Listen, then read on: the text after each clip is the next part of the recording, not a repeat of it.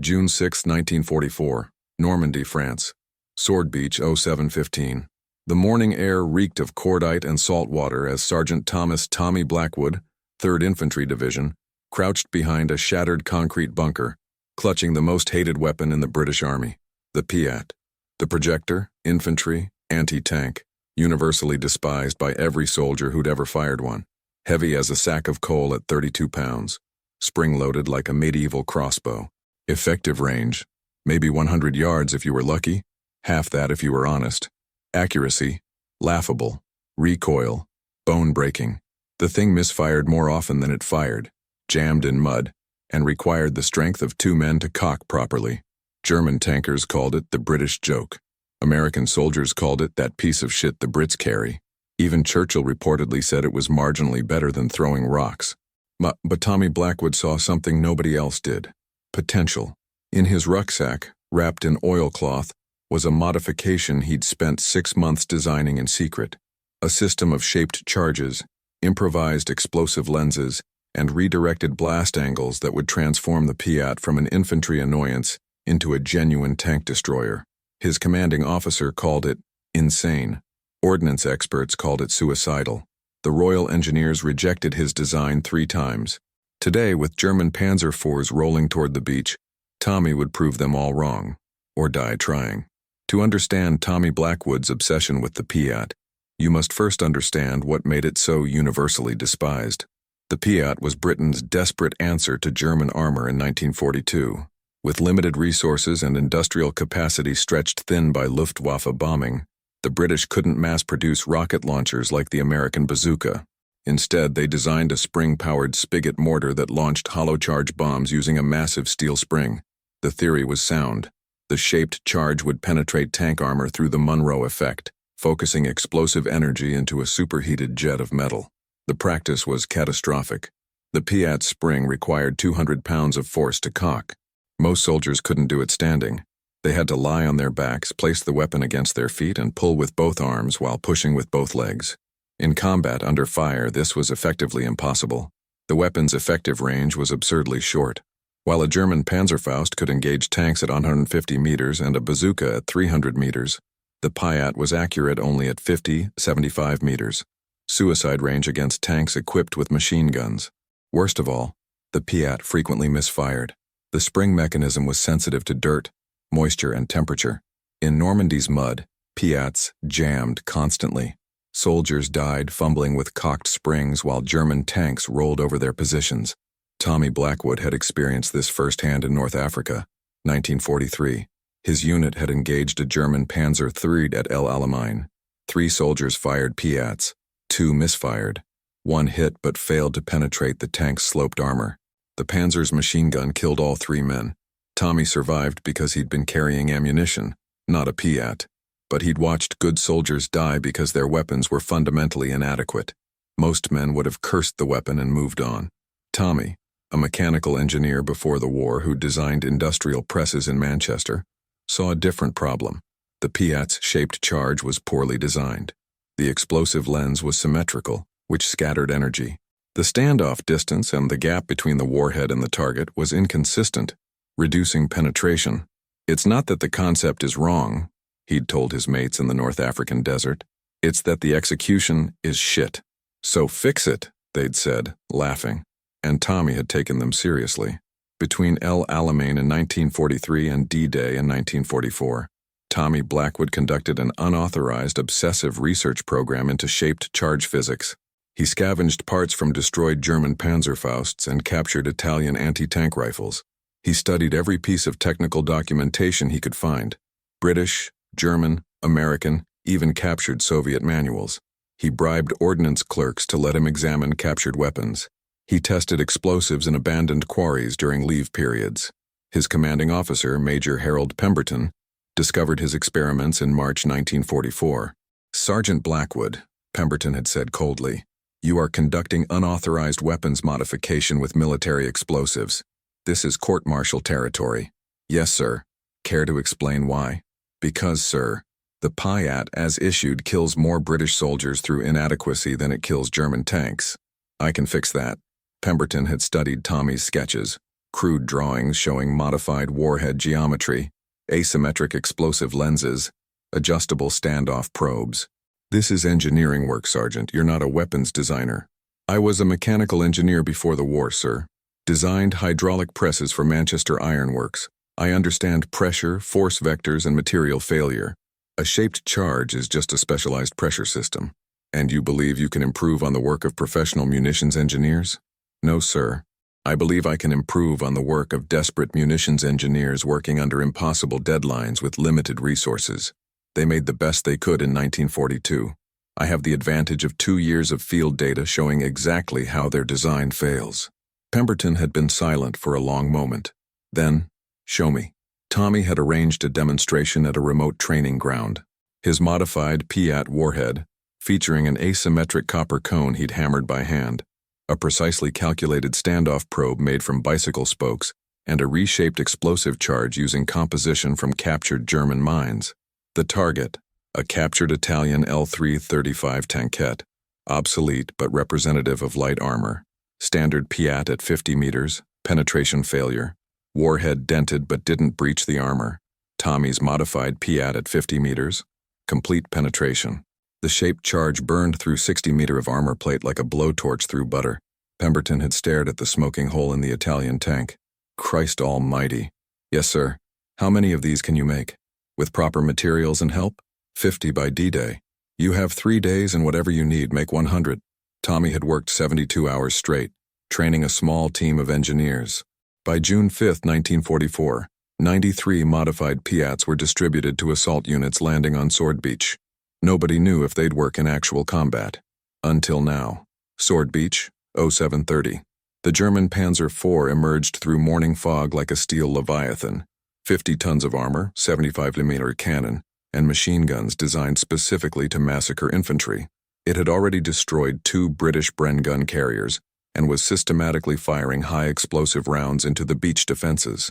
Tommy's unit, 12 men of the 2nd Battalion, King's Shropshire Light Infantry, were pinned behind a concrete tank trap, taking sporadic machine gun fire from the Panzer's coaxial MG-34.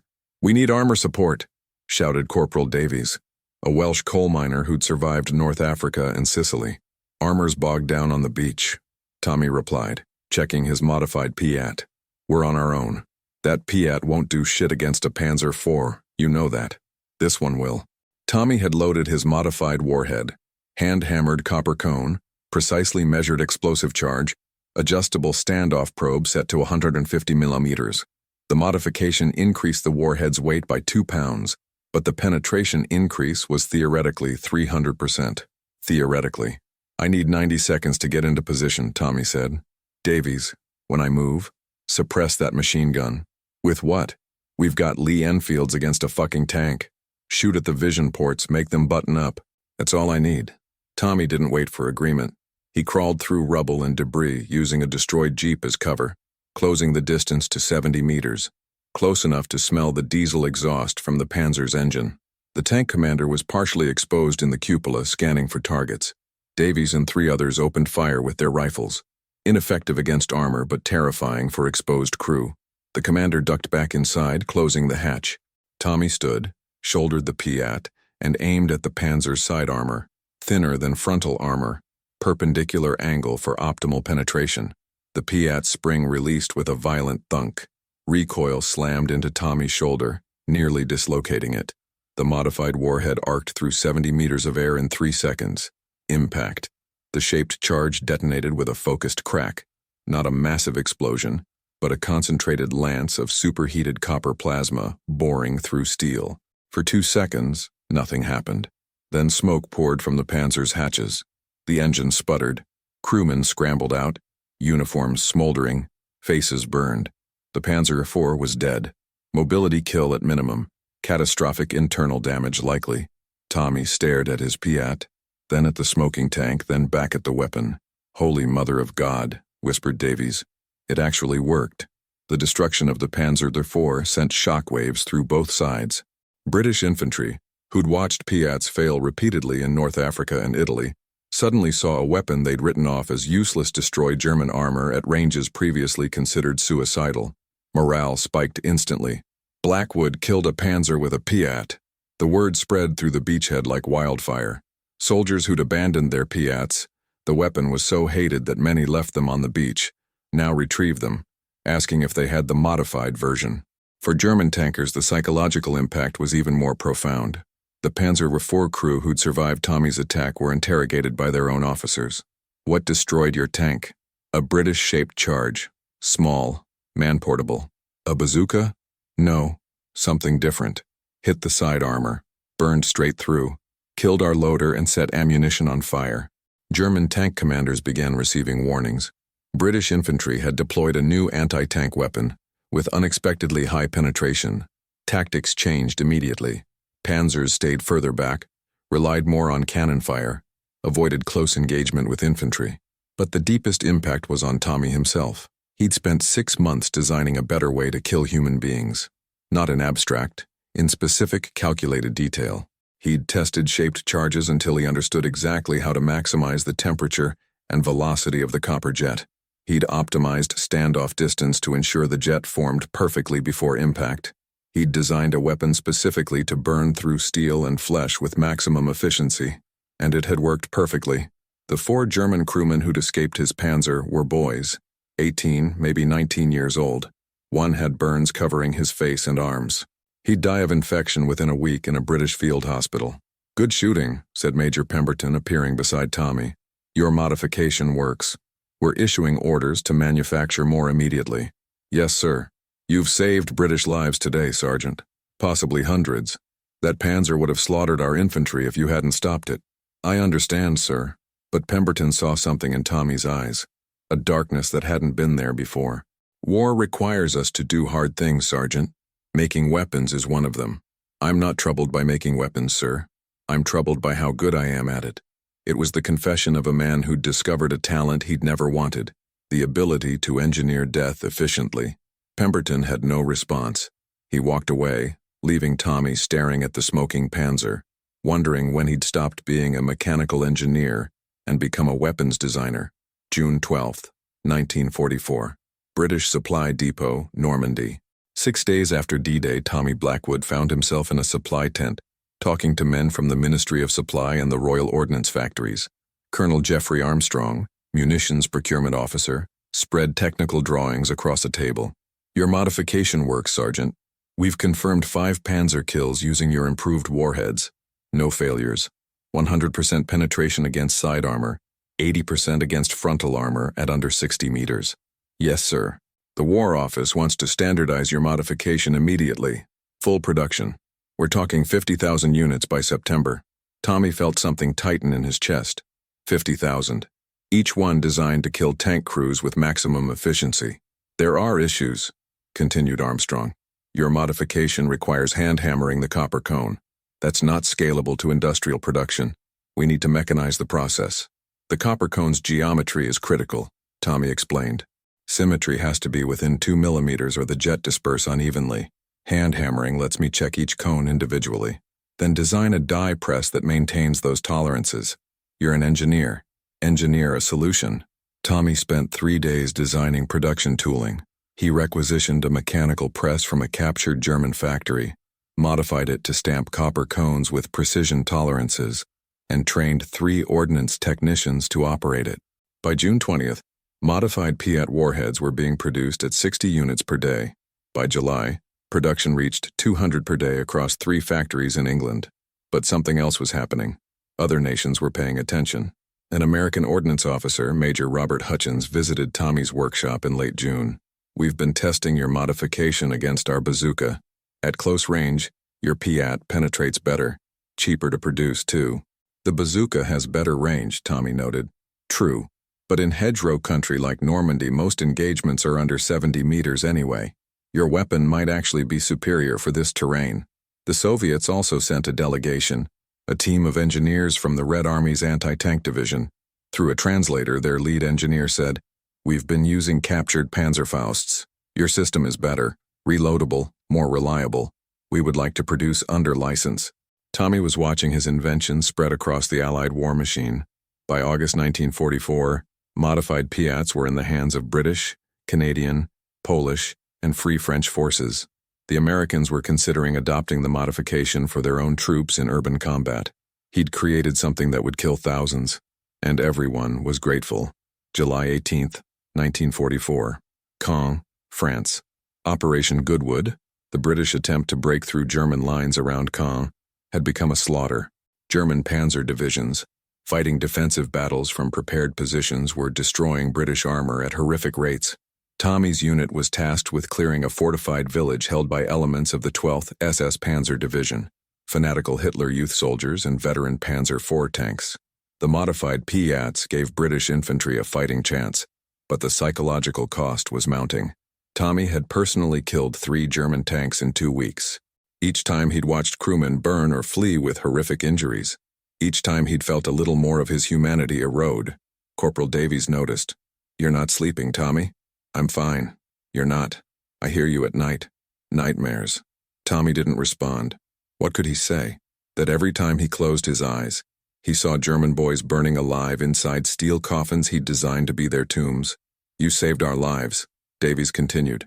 "That panzer on the beach would have killed us all. The 3 tanks since, same thing. You're a bloody hero. I'm an efficient killer. There's a difference? I used to design presses for stamping sheet metal. Now I design weapons to burn people alive. What does that make me?" Davies was quiet for a long time. "It makes you a soldier doing what soldiers do, killing the enemy so they don't kill us." But on July 20th, something happened that changed Tommy's perspective. His unit cleared a German bunker. Inside they found a young Wehrmacht soldier, 16 years old, conscripted, terrified. He'd surrendered immediately, hands up, tears streaming. Major Pemberton interrogated him through a translator. The boy revealed he'd been a tank gunner in a Panzer IV destroyed by the British superweapon, Tommy's modified PIAT. "He says," translated the interpreter, "that his entire crew died. He was thrown from the hatch during the explosion. Burns over 30% of his body. He says he's seen what your weapon does. He says it's worse than fire. The metal jet cuts through everything, armor, flesh, bone." The boy looked directly at Tommy, somehow knowing instinctively that this was the man who'd designed the weapon. He said something in German. "He says," the interpreter continued hesitantly, "please make it faster. If you're going to kill us, make it instant." The screaming, he still hears the screaming. Tommy felt something break inside him. He'd designed a weapon to be efficient but hadn't considered what efficient meant in human terms. That night he began redesigning the warhead again, not for better penetration, for faster kills. Mercy, delivered through engineering. August 1944, Falaise Pocket. The Allied encirclement of German forces in the Falaise Pocket created a desperate, chaotic battlefield where Tommy's modified PIATs proved devastatingly effective.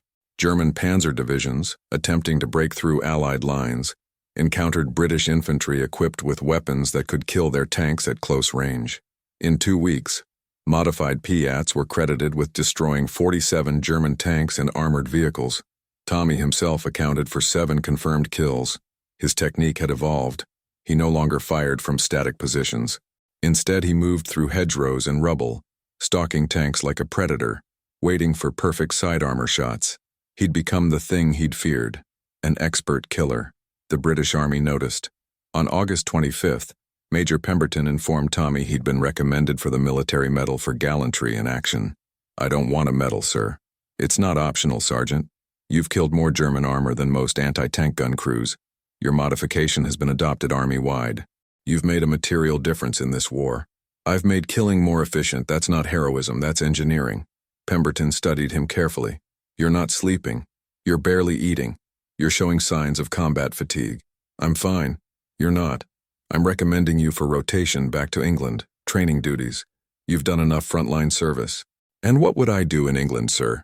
Train more men to use weapons I designed? Watch from safety while others do the killing? You've designed a tool that saves British lives. There's no shame in that. There's no pride in it either. But the decision was made above Pemberton's authority. The War Office wanted Tommy back in England, working with the Royal Ordnance factories to further improve anti-tank weapons. His field experience was too valuable to risk losing to German artillery. On September 3rd, Tommy boarded a transport back to England. Before leaving, he walked through the Normandy battlefield one last time, seeing the burned-out hulks of German tanks, some destroyed by his hand, others by weapons he'd modified. Corporal Davies found him standing before a destroyed Panther tank. Thinking about the crews? Always. They'd have killed us without hesitation. I know, but that doesn't make it easier. War isn't supposed to be easy. It's supposed to be won. You helped us win. Tommy nodded slowly. Davies was right, objectively. But subjective truth was more complicated. Winning required becoming someone Tommy didn't recognize anymore. Someone who designed death with the same precision he'd once designed industrial machinery. Someone who was very, very good at it. Tommy found himself in a sterile industrial complex surrounded by engineers, physicists, and weapons designers. People who'd spent the entire war making instruments of death without ever seeing their effects. Dr. Harold Whitmore, chief munitions designer, welcomed him enthusiastically. Sergeant Blackwood, your field modifications have been extraordinary. Penetration increased 300%. Reliability up 85%. We want to understand your design philosophy. It's not philosophy, Tommy said quietly. It's practicality. I saw what failed and fixed it. But your intuition about shaped charge geometry, where did that come from? Tommy thought about the 16-year-old German boy, the one who'd begged for faster death. From understanding what the weapon actually does. Not to armor, to people. The room went quiet. These were men who calculated blast radii and penetration values, but never considered the human consequences. Warfare is abstraction for you, Tommy continued. Numbers on paper. For me it's faces. Burning faces, screaming. That motivates different design choices. Dr. Whitmore seemed uncomfortable. We design weapons to be effective. I design them to be merciful as weapons can be. If I'm going to kill someone, I want it instant. No suffering.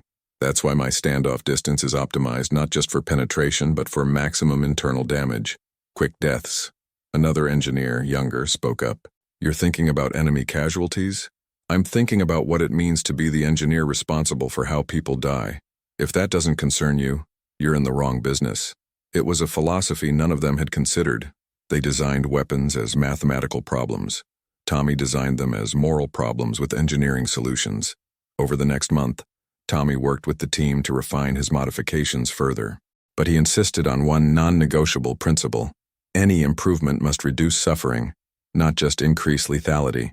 We can increase fragmentation, suggested one engineer. Wound more crew members.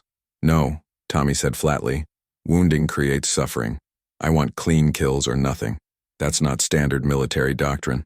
Wounded enemies consume medical resources. I don't care about doctrine. I care about not creating more suffering than absolutely necessary. It was a radical position. A weapons designer motivated by minimizing pain rather than maximizing destruction. But Tommy's field experience gave him authority others lacked. He'd seen the results of his work up close. They hadn't. By December 1944, the Blackwood modification was standard issue for all British PIATs. It had killed over 200 German tanks, and Tommy Blackwood had become the most reluctant, most effective weapons designer in the British Army. The war was clearly ending. Germany was collapsing from east and west. Soviet forces pushed toward Berlin. Allied forces prepared to cross the Rhine into Germany proper.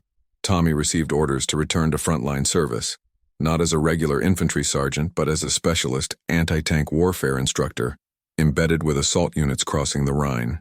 Major Pemberton, now promoted to lieutenant colonel, personally delivered the orders. The final push into Germany will be tank-heavy. Wehrmacht is throwing everything they have left into defense. We need your expertise. I'm an engineer, not a soldier. You're both, and you're the best anti-tank soldier in the British Army. 23 confirmed tank kills personally, hundreds more using your modifications. Men trust you. Tommy knew it was true. He'd become legendary among infantry. Blackwood the tank killer, they called him. Soldiers sought him out for advice, for encouragement, for the reassurance that they had weapons that actually worked. But returning to combat meant returning to killing. He'd spent 4 months in England trying to reconcile his conscience with his effectiveness, trying to understand how a man who designed industrial presses could become so proficient at designing death. He'd found no answers, only accommodation. I'll go, he said finally, but on one condition. Name it. Every soldier I train understands what they're doing. Not abstractions, not destroying enemy armor. They need to understand they're killing people, boys mostly, conscripts, and that killing should be done precisely, quickly, and with as much mercy as war allows. Pemberton was silent for a long moment. That's not standard military psychology. We usually dehumanize the enemy to make killing easier. And that creates monsters. I've seen it. Soldiers who enjoy killing because they've stopped seeing enemies as human. I won't contribute to that. You're asking me to let you teach soldiers to sympathize with the enemy. I'm asking you to let me teach soldiers to be human beings who kill when necessary. Not killers who happen to be human beings. There's a difference. Pemberton considered. This is highly irregular. So is everything about my service. But it works. My weapons work. My methods work. Trust me. 2 weeks later, Tommy was back in Germany, attached to the 7th Armored Division, teaching infantry squads how to kill German tanks with modified PIATs, but more importantly, teaching them how to live with themselves afterward. Because Tommy knew from experience, killing efficiently is easy. Living with efficiency is the hard part. March 24, 1945. Operation Plunder, crossing the Rhine. The Rhine crossing was the largest amphibious operation since D-Day. 30,000 troops, assault boats, engineer bridges, and massive artillery preparation. German forces defended desperately. They knew losing the Rhine meant losing Germany. Tommy's unit, 2nd Battalion, Royal Ulster Rifles, landed on the eastern bank under heavy fire. German Panther and Tiger tanks dominated the high ground, firing down into Allied positions. Within the first hour, Tommy saw 3 British Churchill tanks destroyed by German guns. Infantry were pinned down, unable to advance without armor support. "We need to kill those Panthers," shouted Major Pemberton, now commanding the battalion. "Otherwise, we're stuck on this beach all day." Tommy assessed the situation. 2 Panther tanks, hull-down positions on a ridge 800 meters away. Conventional PIATs couldn't reach that range.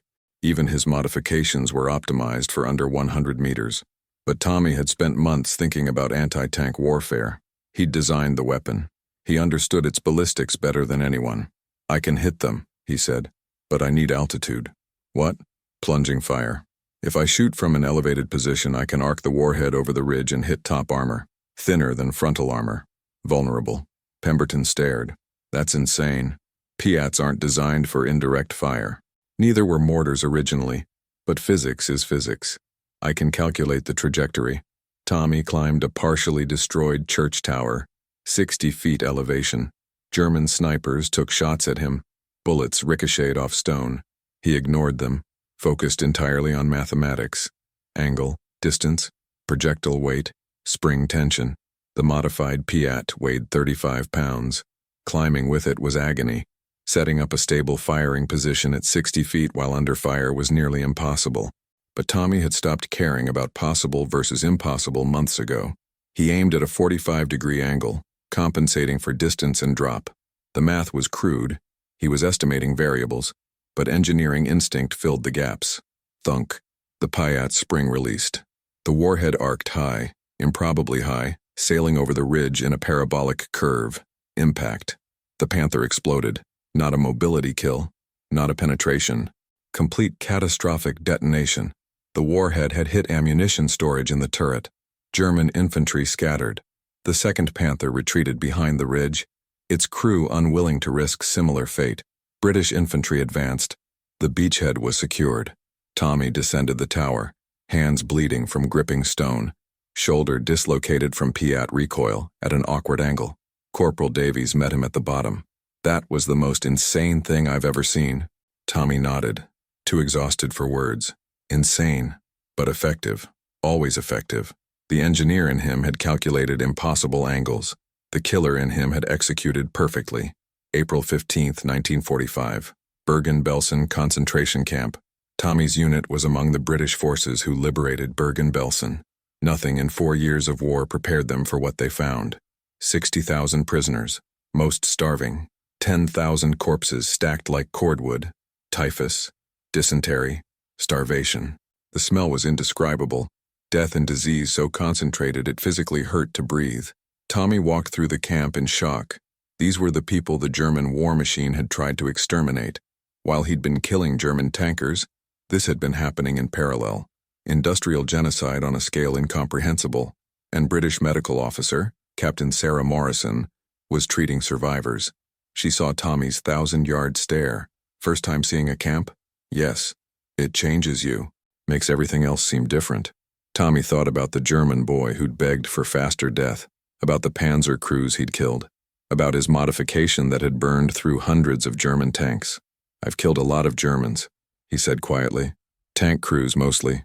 Boys, 18, 19 years old conscripts. I felt guilt about it. And now? Now I don't know what to feel. These camps, this is what we were fighting against. Every German tank I destroyed was one less resource they could use to defend this evil." Morrison shook her head. "It's more complicated than that. Most Wehrmacht tankers didn't know about the camps. They were just soldiers, fighting for their country, same as you. But their country was doing this. And that makes them complicit? Or just tragic participants in a system they didn't create?" It was the moral question Tommy had been avoiding for a year. Were his kills justified? He'd engineered weapons specifically to kill German soldiers more efficiently. He'd become expert at it. He'd taken pride in his efficiency even while feeling guilt about the deaths. Now, walking through Bergen-Belsen, he understood something new. There were no clean hands in total war, only degrees of complicity. The German tank crews he'd killed were victims of their own system, conscripted, indoctrinated, forced to fight. But they'd been fighting to preserve a regime that built death camps. Tommy's weapons had killed them efficiently, and in doing so, had contributed to ending the regime faster. "I don't know if I'm a hero or a murderer," Tommy said to Morrison. "You're a soldier who did his job well," she replied. "In a war that had to be won, that's all any of us can be." Tommy nodded slowly. It wasn't absolution, but it was contextualization. And after 4 years of war, context was all anyone could hope for. May 8, 1945, VE Day, Lüneburg, Germany. The war in Europe was over. Germany had surrendered unconditionally. Wehrmacht soldiers were laying down arms across the continent. Tommy stood in a German town square, surrounded by celebrating British soldiers, displaced persons, and hollow-eyed German civilians, everyone reacting differently to the end: joy, relief, grief, numbness. A German officer approached, Hauptmann Friedrich Weber, a tank commander who'd surrendered his unit that morning. He saw Tommy's sergeant stripes and the PIAT leaning against a wall. "You are anti-tank specialist?" Weber asked in broken English. "Yes." "You use the British-shaped charge weapon? The improved one?" Tommy tensed. "Yes." Weber studied him. "You are the one. The engineer. I have heard stories. The weapon that kills panthers from impossible angles. I modified the PIAT, made it more effective." Weber nodded slowly. "You killed many of my comrades. Perhaps killed men I knew." "Probably." They stood in silence. Two men on opposite sides of a war that had just ended, facing each other not as enemies, but as survivors. "I do not hate you," Weber said finally. "You were efficient, professional. You did not make us suffer unnecessarily. Other weapons, flamethrowers, white phosphorus, these are cruel. Your weapon killed quickly. As a tanker, if I must die, I prefer your way." It was the strangest compliment Tommy had ever received. Gratitude from an enemy for killing efficiently. "I designed it that way intentionally," Tommy admitted. "Quick deaths, minimal suffering. Why? Most weapons designers maximize damage. Because I'm not a monster. I killed because it was necessary, but I tried to do it mercifully." Weber considered this. "You are a strange soldier. Most men who become good at killing enjoy it. You seem haunted by it." "I am." "Good. That means you are still human." The conversation ended there. Weber walked away to join other surrendering Germans. Tommy never saw him again, but the exchange crystallized something Tommy had been struggling to understand for a year. Effectiveness without cruelty was possible. Killing could be necessary without being sadistic. Engineering death efficiently wasn't the same as engineering suffering. He'd designed a weapon that saved British lives by taking German lives, quickly, precisely, with as much mercy as war permitted. It wasn't heroism. It wasn't villainy. It was simply the best a moral person could do in the worst circumstances. And for the first time in a year, Tommy felt something other than guilt. Not pride, not satisfaction, but acceptance. He'd done what was necessary, and he'd done it as humanely as warfare allowed. That would have to be enough. Manchester, England, 1965. Thomas Blackwood, now 53, worked as chief engineer for Manchester Industrial Press Company, the same company where he'd designed hydraulic presses before the war. He'd returned to peaceful engineering, designing machinery that shaped metal without destroying it. But his wartime work followed him. The Blackwood modification had become standard in military history books. The PIAT, previously dismissed as the worst anti-tank weapon of WPU, was now recognized as surprisingly effective when properly modified. Tommy received a letter from the Imperial War Museum requesting an interview for their oral history project. He agreed. The interviewer, a young historian named David Fletcher, asked the obvious question, "How does it feel, knowing your modification killed hundreds of German soldiers?" Tommy thought carefully before answering. "I designed industrial presses before the war, machinery that shaped sheet metal using precisely calculated force and angles. When I modified the PIAT, I used the same principles: force, angles, material properties. The physics were identical. Only the target changed. From metal to armor to human beings inside armor. I don't feel pride. I don't feel guilt anymore either. I feel responsibility. I created something that killed efficiently. I made warfare more lethal. But I tried within those constraints to make it as humane as possible. Quick deaths, minimal suffering. Was it enough? I don't know. The German tankers I killed were human beings. Boys mostly, conscripted into a war they didn't start. But they were fighting to preserve a regime that built death camps. Killing them helped end that regime faster. Saved lives. Allied and concentration camp prisoners both. The math is complicated. The morality is complicated. But what I learned is this. If you must design weapons, and in total war you must, design them with conscience. Don't make suffering worse than necessary. Don't take pride in killing. Do your job efficiently and then try to live with yourself afterward. Fletcher asked one final question. Would you do it again? If another war came? Tommy was silent for a long time. I hope I never have to answer that question. But if I must, yes. Because the alternative, watching good people die because their weapons are inadequate, that's something I couldn't live with either. It wasn't a satisfying answer, but it was an honest one. Tommy Blackwood had been called insane for modifying a weapon everyone else had given up on. His modifications had proven devastatingly effective, and he'd spent 20 years learning to live with that effectiveness. The PIAT itself was retired by 1950, replaced by more modern anti-tank weapons. But the principles Tommy had discovered, shaped charge optimization, standoff distance calculation, humane weapons design, influenced military engineering for decades. His legacy wasn't the weapon, it was the philosophy that even in the engineering of death, humanity could be preserved.